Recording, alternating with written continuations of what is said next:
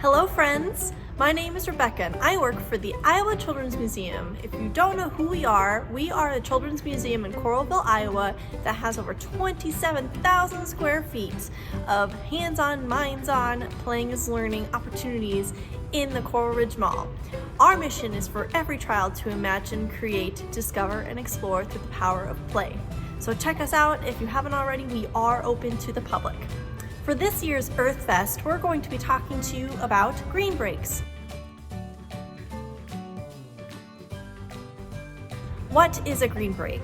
There's a growing amount of research to show that spending time in nature is essential for both your physical and mental health.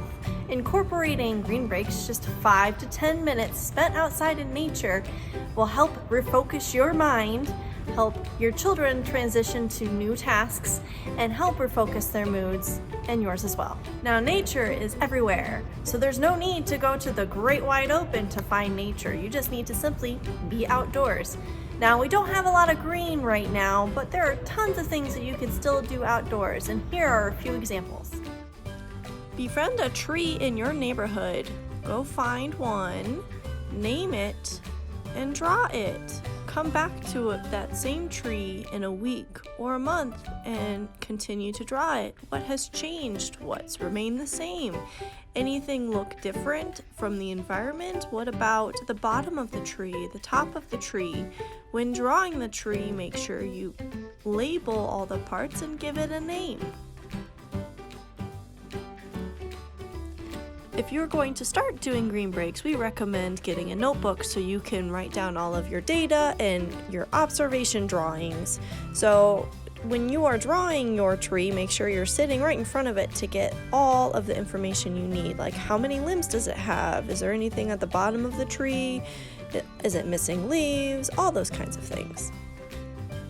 For our next green break idea, go find yourself a puddle. It can be in the grass, it can be on cement, anywhere is perfect.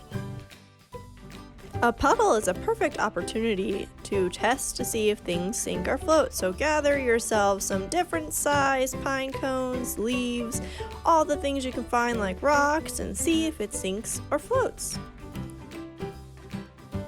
Another thing you can do with a puddle is test to see how deep it is. Find yourself a stick and put it all the way to the bottom of the puddle. Once it comes up, it should show how deep your puddle is.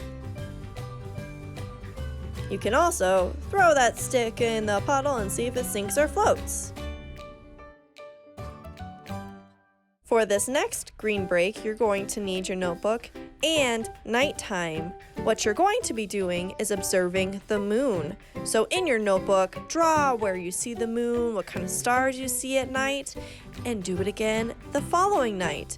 Do it for a week, do it for a month. What changes do you see in the night sky? Does the moon move? Use your notebook to label where you see things change and not change. Do you see any satellites or planes in the sky? Make sure you draw those too.